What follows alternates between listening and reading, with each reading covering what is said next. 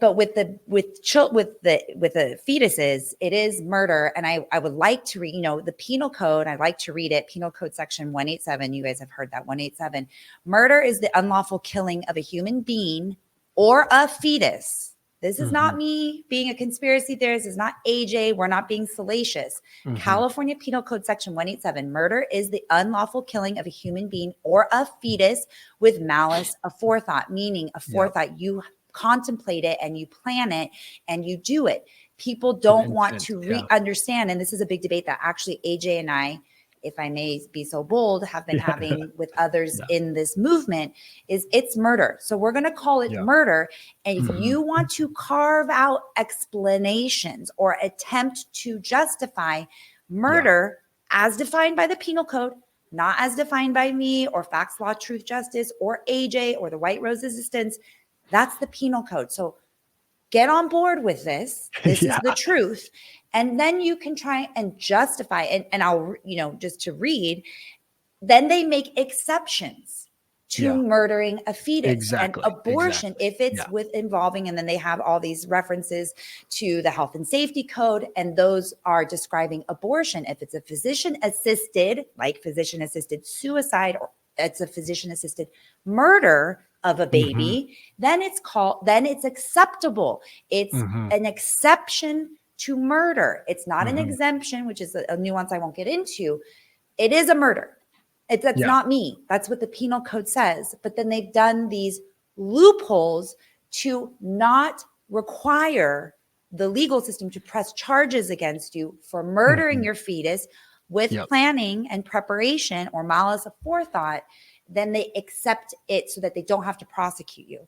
But if a mom murders her fetus because she just hates the fetus, or the dad gives the mom a drug to cause the mom to have a miscarriage, to kill the fetus, they will get pressed. Those two individuals will get charged and with murder.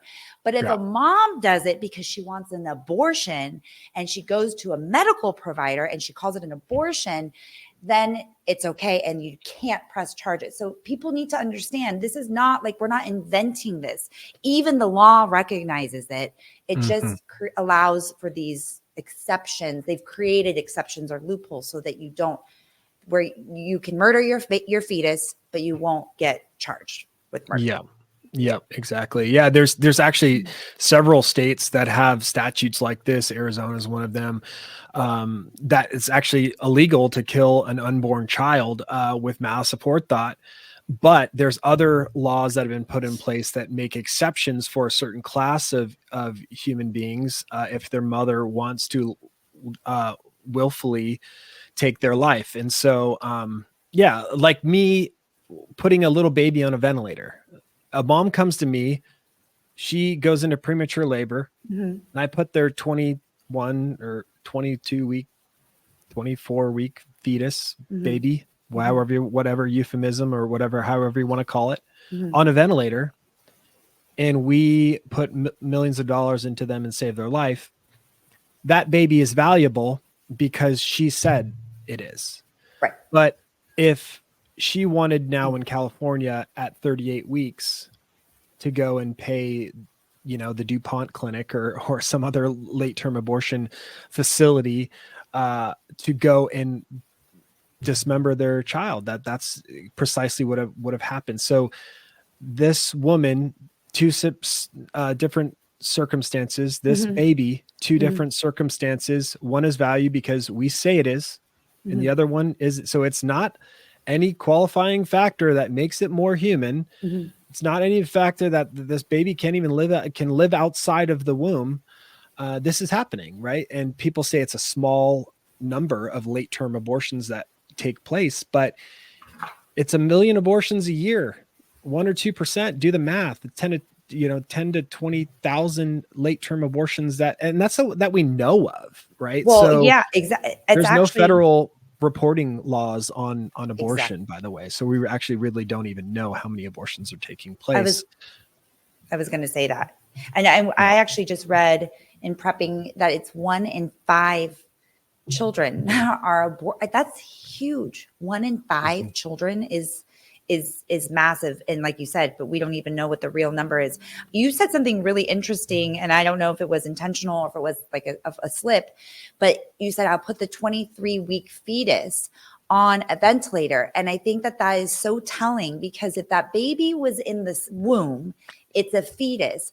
But when that baby is out of the womb, like you said, you consider it a baby, a newborn baby, and you do everything that you can to save it. So it's almost even a perverse incentive, or not a perverse incentive, but allows medical providers or moms, women who are pregnant with children, to keep them in as long as possible and then be able to terminate them, murder them at any point, as long as they keep the baby inside. That's really, it's such a interesting, or not interesting, I don't like to say interesting in this context, but it is, I guess, just a nuance that is so telling. It's so telling how he who controls the language controls the masses. So if you can get people to pretend for as long as possible, as long as that baby is inside, it's a fetus.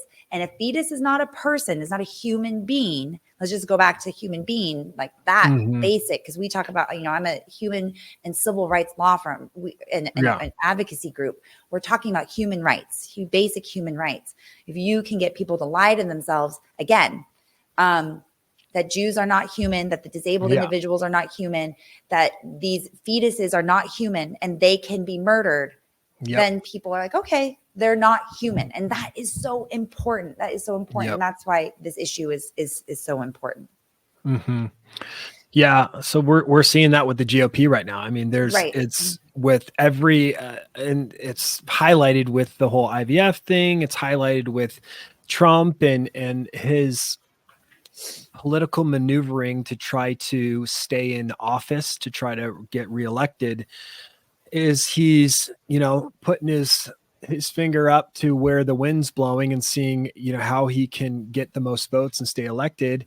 And that's where he's going to end up working and choosing. And what I trust Trump enough to know that he's not lying when he says he's not interested in actually doing anything for the. You mean leaving it to the states? Is that what you mean?